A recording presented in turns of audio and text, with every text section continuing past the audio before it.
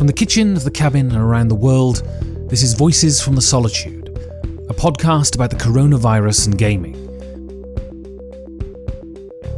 Today I'm speaking to Mark Cooke, the organiser of Aircon.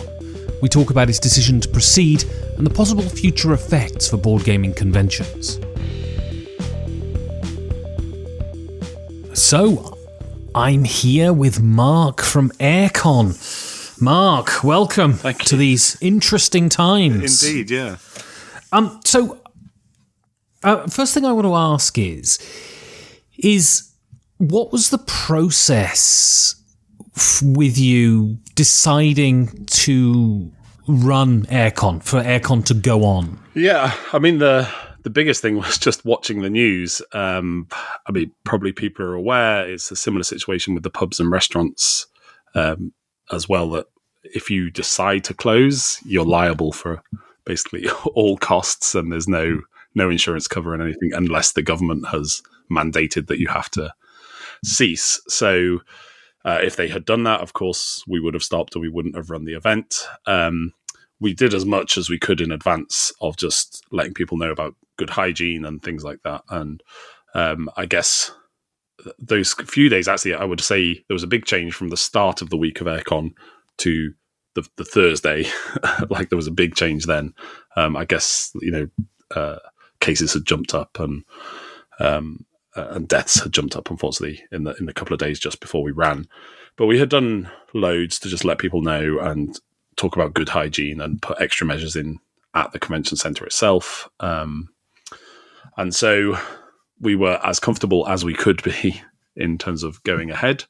But that Thursday where we were doing setup, we were just constantly refreshing the news, putting tables up, very aware that at 4:00 that afternoon, we might just be packing them all away again and not running. So it was definitely interesting times. How much soul searching was there? Was there anyone on the team that was saying, I think we shouldn't do this? Or, I mean, was there any sense at any point that you thought the right thing to do is not to go on, or you just thought, no, we'll go by what the government is saying? Yeah, certainly we were obviously talking about that, and we were saying, what do we do? And I think where we came to it was that we would have been fine not fine, but we would have been okay if we had run it and people had not turned up. And, we would have completely understood that. We were issuing refunds right up until we opened the doors. We had a blanket. If you want a refund, if you don't want to come, just let us know and we'll refund your tickets. So... And what was that with regards to exhibitors? Because I do know that one exhibitor decided, because they were sort of in at-risk groups, that they decided not to go. Were they refunded, or was that too late at this point? That would have been too late, but it would have been too late under normal circumstances anyway. That's just general, because it was just too late to fill that space. And they, if it's who I think you're talking about, they still sent some stuff and still had something on display. And they still had games for sale there at the convention. Most exhibitors turned up, but we did have others that, I think there was maybe 3 in the end that didn't turn up. And so, yeah, I mean, it's a tough decision. Like I said, we were still issuing refunds right up until we opened the doors on the Friday, which a lot of events have just said no refunds. So we felt like we weren't forcing anyone to attend if they didn't want to.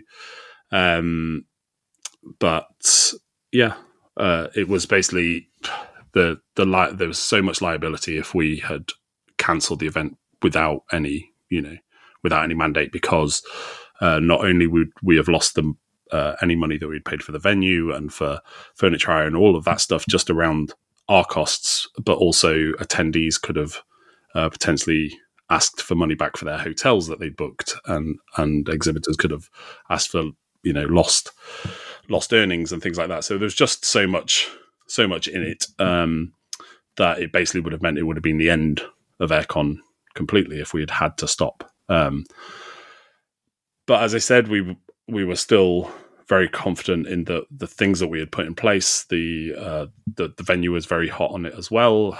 That as safe as we could have been. And still that day, I think the Thursday, Friday, the advice coming from Public Health England and places like that was still that large gatherings don't actually make that much of a difference. And so we thought we just had to do it. And so what was the feeling around the convention? Did it feel any different? Did it feel like there was a sort of cloud of this thing hanging over it, or was there sort of that spirit of the Blitz thing going on? Yeah, I suppose I would say there's actually probably a bit of both. So obviously a lot of the conversations, a lot of what was going on, even just the thing of seeing people walking around rubbing their hands, looking like they were hatching an evil plan, because they were all just sanitizing constantly. That's obviously very different to see, which in some ways was very good. Like I've already seen one of our bits of feedback that says it was the most pleasant smelling board game convention they've ever been to. So, there was some of that. There was definitely an impact, and even, people doing elbow high fives and foot shakes and Klingon salutes rather than handshakes and hugs and things like that. But at the same time, I think the people that had decided to come at that point knew the same risks that we knew, because we were all just getting it from the news. And so they had decided to come despite those risks, and decided that this might be the last event of this year. We don't know. Games Expo have rescheduled. Hopefully that'll go ahead. Tabletop Scotland have rescheduled. Hopefully that'll go ahead. But we just don't know at this stage. It's still too early. And as I was looking at the news today, they said it might even be 12 months that this social distancing and close downs of events and things go on. So I think some people we'll just make the most of it. We'll stay as safe as we can. We'll do the elbow high fives and the Klingon salutes and the constant hand washing between touching player pieces. But we're going to have fun, and yeah. So I think there was still a good. You're going to have to help me here. You're going to have to help me. What's a Klingon salute? Not a Klingon salute. Sorry, a Vulcan salute. Oh, a Vulcan salute. And no, I do know what that is. And so what's your so say Aircon had been 3 weeks in the future, would you have had to have stopped the convention? What's the state at the moment in Britain? Are events closed down? Gatherings closed down, that sort of thing? The challenge we have is still that there hasn't been a mandate to stop events. It's still, everything is on this thing of advice. We advise that you don't, but it's not, you can't. And so that's where the difficulty is in terms of insurance and in terms of costs incurred and things like that. So what most events are doing at the minute of any significant size are actually just postponing, because there's much less risk and cost in postponing an event compared to cancelling an event. So like I said, Games Expo have moved from May, June time to August. Tabletop Scotland that were in August have moved to October. And so everything is just getting shunted further into the year. So if this is all over in a couple of months, we will suddenly have a boatload of conventions all happening within a couple of months at the end of the year.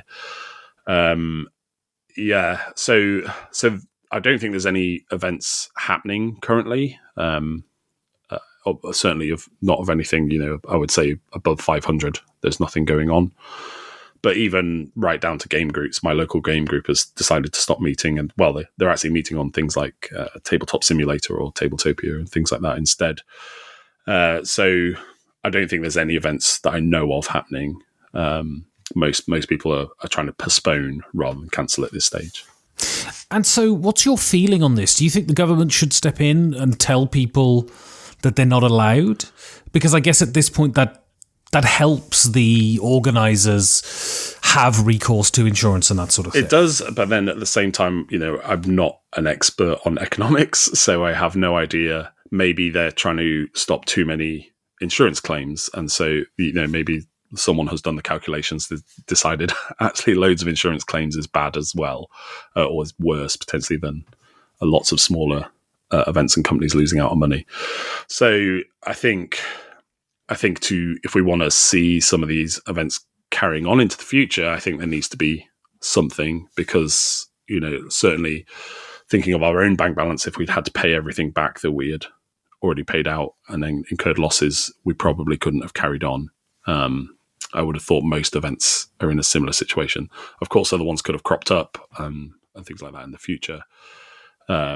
but yeah, it's just so hard to know sort of economically what the best thing is. But I just know that if events have to cancel now, there's just so much that they have to pay out, unfortunately. And so it would be nice if the government stepped in, maybe some kind of rescue package, as they're kind of doing with pubs and restaurants here now, that was just announced a couple of days ago. That would be good. But it's, like I said, it's just hard to know. And I think if we had been 3 weeks later, we would have been looking at postponing. I don't think we wouldn't have been running it even this weekend. If it had been this weekend, we would have looked to postpone instead. And so, sort of as a convention organizer and a convention goer and a convention lover, sort of firstly, what is it that you think conventions give to the hobby, and what are the potential ramifications for none of them happening this year? Yeah, I think, certainly for me, conventions are about that buzz and about just seeing a bunch of other people that are excited about the same hobby as you are, and also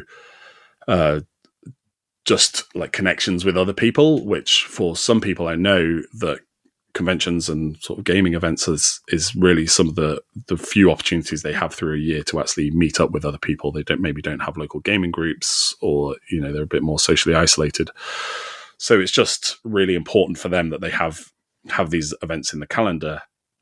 I think kind of more widely, I think it could really have some ramifications in terms of mental health. I know it helps a lot of people, even just having a regular gaming group to go to.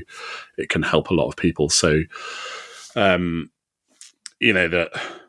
long term, of course, I think actually of all of the hobbies and events and conventions that are being cancelled, board games and tabletop gaming in general is probably in one of the better places in terms of actually it's something that they're recommending to do whilst you're stuck in your house. So it might even spark a bit more of an interest from other people as we get going again.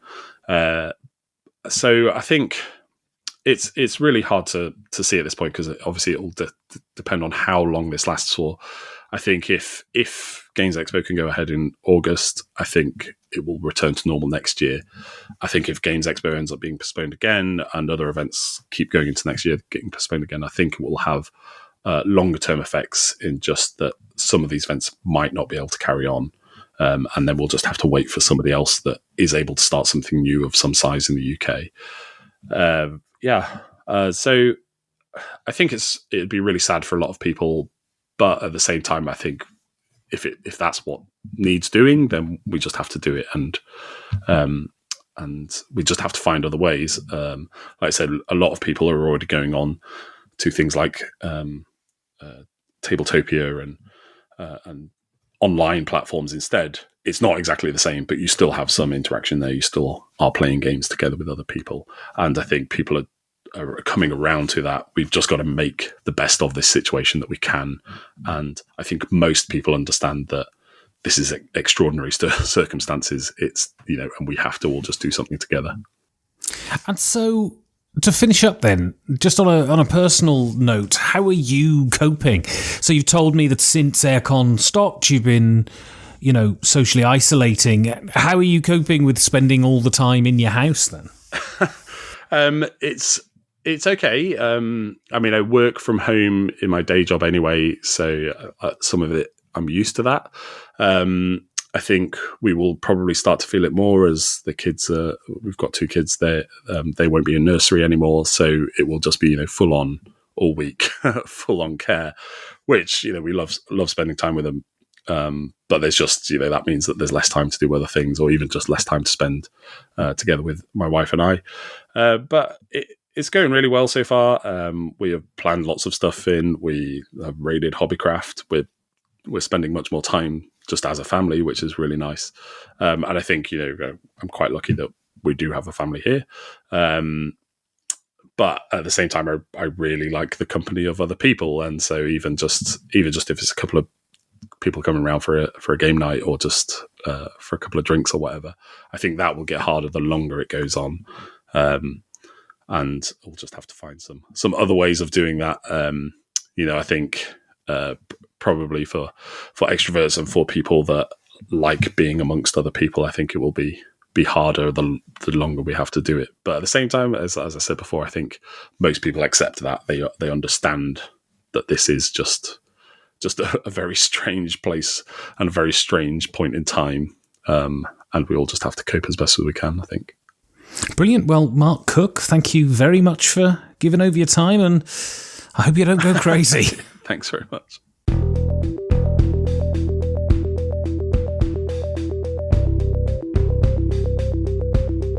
If you want to support content like this, you can go to patreon.com/5G4D. Thank you for listening. Stay safe, and if you can, stay at home.